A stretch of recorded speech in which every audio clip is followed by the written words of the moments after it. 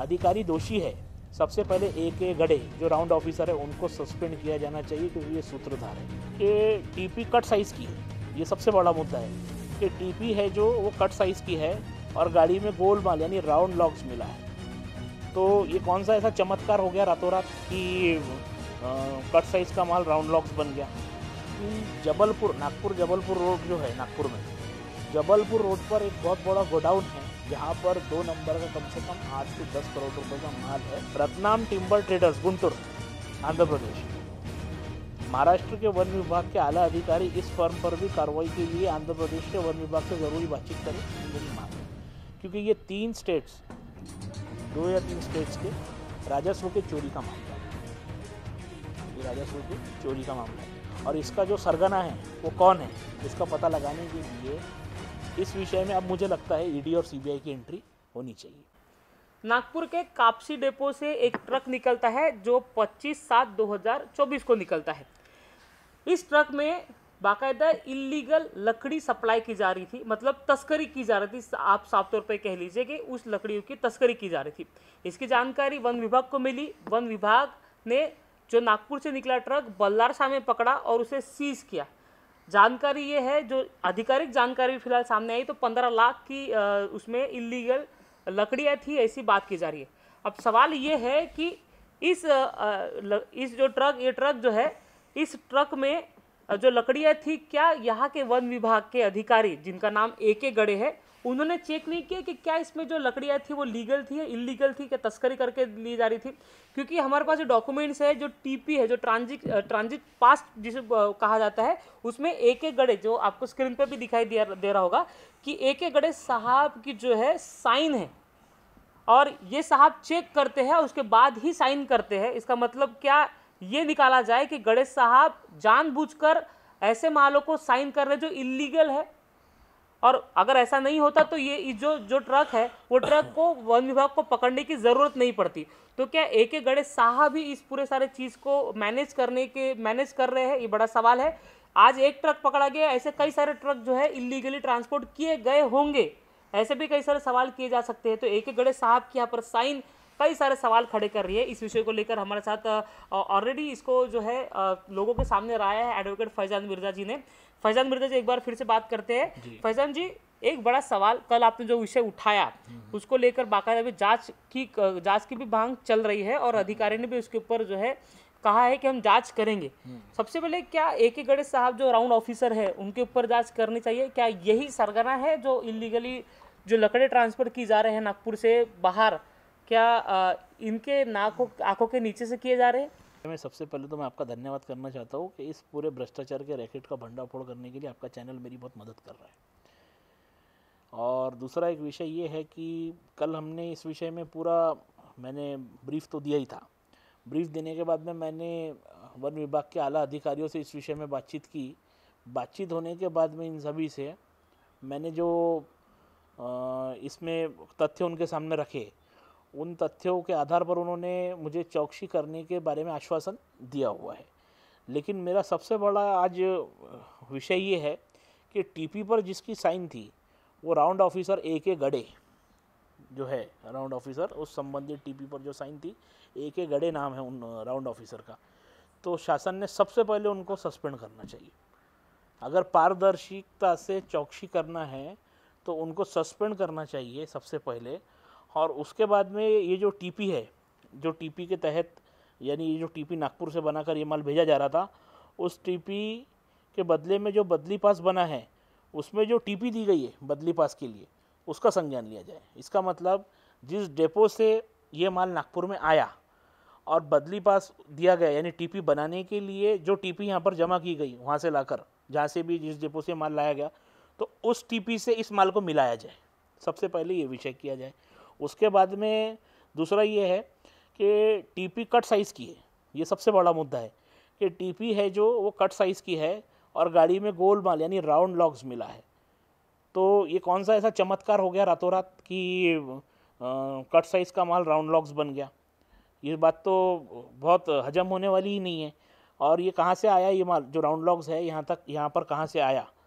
जिस ट्रेडर से, यानी जिस फर्म का ये माल था वो कहाँ से आया, उसकी एक तहकीकात करनी चाहिए।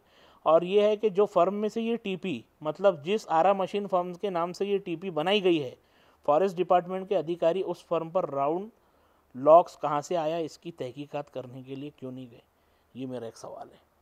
और उसके बाद में रत्नाम टिम्बर ट्रेडर्स गुंटूर आंध्र प्रदेश, महाराष्ट्र के वन विभाग के आला अधिकारी इस फर्म पर भी कार्रवाई के लिए आंध्र प्रदेश के वन विभाग से ज़रूरी बातचीत करें, ये मेरी मांग है। क्योंकि ये 2 या 3 स्टेट्स के राजस्व के चोरी का मामला है, ये राजस्व के चोरी का मामला है। और इसका जो सरगना है वो कौन है, इसका पता लगाने के लिए इस विषय में अब मुझे लगता है ईडी और सीबीआई की एंट्री होनी चाहिए। जब तक कि ईडी और सीबीआई इसमें एंट्री नहीं करेंगे तब तक कि ये बहुत बड़े भ्रष्टाचार का जो रैकेट है तब तक कि इसका पर्दाफाश नहीं होगा। और दूसरा सबसे बड़ा मुद्दा ये है कि ये माल पकड़े जाने के तुरंत बाद जीएसटी वालों को भी बुलाकर, जीएसटी डिपार्टमेंट के ऑफिसर्स को भी बुलाकर इस माल के बारे में सब वो करना चाहिए था। और उसके बिलिंग विलिंग का जो मसले होते हैं, जो मसले मसाइल है, वो सब क्लियर किए जाने चाहिए थे। तो जीएसटी, अब मैं मानता हूँ कि सैटरडे संडे है तो छुट्टी का दिन है, लेकिन अब मंडे कल आ रहा है तो देखना चाहिए हमें कि जीएसटी काउंसिल्स के ऑफिसर इस मामले में विजिट करके अपनी ज़रूरी और उचित कार्रवाई करते हैं या नहीं करते। और तीसरा सबसे बड़ा मुद्दा है कि जो माल पकड़ा गया है वो पूरा साबित माल है। जैसा मैं ये लकड़े के बिजनेस वालों की लैंग्वेज में बोल रहा हूँ कि ये जो पूरा माल पकड़ा गया है वो साबित है, और टीपी और इनवॉइस जो है वो चिरान का है। ये सबसे बड़ा मुद्दा है। अब दूसरा सबसे बड़ा इसके अंदर अगर विषय हम निकालें तो विषय ये है कि नागपुर जबलपुर रोड जो है, नागपुर में जबलपुर रोड पर एक बहुत बड़ा गोडाउन है जहाँ पर 2 नंबर का कम से कम 8 से 10 करोड़ रुपए का माल है, इस तरह की जानकारी मेरे पास है। अब वो गोडाउन कहाँ है, किसका है, क्या है, इसकी शोध वन विभाग ने लगानी चाहिए। और दूसरी बात यह है कि तंतोतंत जिस फर्म का ये माल था, जिस फर्म के नाम से टीपी बनी थी, उनका जो आरा मशीन है या उनकी जो सॉ मिल है उसको सीज़ किया जाना चाहिए। और दूसरी बात यह है कि पूरी तहकीकात एकदम सही तरीके से की जानी चाहिए। इसके अंदर मैं वन विभाग से ये भी गुजारिश करता हूँ कि इसके अंदर सभी व्यापारियों को तकलीफ़ नहीं दी जानी चाहिए, क्योंकि अगर तालाब में एक मगरमच्छ गंदा है तो इसका ये मतलब नहीं है कि पूरा तालाब गंदा है। तो इसलिए न्यायप्रिय तरीके से और शिस्तबद्ध तरीके से आप इसमें कार्रवाई करें, ये मैं आपसे मांग करता हूँ। और इसके अंदर सबसे बड़ा विषय ये है कि जो अधिकारी दोषी है, सबसे पहले AK गढ़े जो राउंड ऑफिसर है उनको सस्पेंड किया जाना चाहिए, क्योंकि ये सूत्रधार है इस रैकेट के वो सूत्रधार है। और उस सूत्रधार को इसमें सबसे पहले सूत्रधार को सस्पेंड किया जाना चाहिए। और दूसरा जो विषय है यानी ये जो ट्रक जा रहा था उसके ड्राइवर को, अब वो तो ट्रांसपोर्ट का ट्रक था, लेकिन ड्राइवर को तुरंत हिरासत में लेके ये पूछा जाना चाहिए कि माल कहाँ से भरा गया। और दूसरी बात ये है कि अगर ट्रक ट्रांसपोर्ट का था तो उस पर GPS इंस्टॉल होगा, तो जिस दिन माल भरा जा रहा था उस दिन के GPS लोकेशन का ट्रैक रिकॉर्ड निकाला जाए।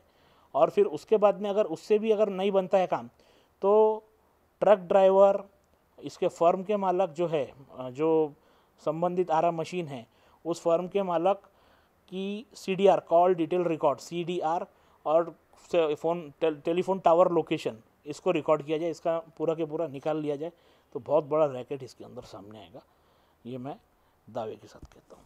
जबलपुर के गोडाउन के बारे में मैं इसीलिए बार बार इस मामले में वो दे रहा हूँ क्योंकि ये पूरी की पूरी गाड़ी जबलपुर के गोडाउन से ही भरकर निकाली गई है, जिसके सूत्रधार बहुत जल्दी ट्रेस हो सकते हैं, जिसके लिए सबसे पहले राउंड ऑफिसर AK गढ़े जी को सस्पेंड किया जाना चाहिए, ये मेरी मांग है। और वो जो जबलपुर नागपुर रोड पर जो गोडाउन है उसको तत्काल रूप से अचानक सीज किया जाना चाहिए। उसके अंदर 8 से 10 करोड़ रुपए का इलीगल माल है, ऐसी माहिती हमारे पास है। वन विभाग को भी शायद, क्योंकि आज से 1-2 महीने पहले भी उस गोडाउन पर रेड हुई थी, लेकिन क्या हुआ क्या नहीं हुआ ये किसको कुछ नहीं पता, लेकिन उस वक्त वो रेड क्यों टली, ये बहुत बड़ी चर्चा का विषय है और ये बहुत बड़े संज्ञान लेने का विषय है। इस विषय में अब संज्ञान लिया जाना चाहिए, और इस विषय में अगर उचित कार्रवाई नहीं हुई तो मैं इस विषय में माननीय उच्च न्यायालय नागपुर खंडपीठ में रिट पिटीशन दाखिल करूँगा और न्याय मांगूंगा, क्योंकि कायदे के सामने सब समान है। कायदा किसी के लिए कुछ और किसी के लिए कुछ ये कभी नहीं बोलता। कायदे ने सबको इक्वलिटी दी है, everyone is equal before the law.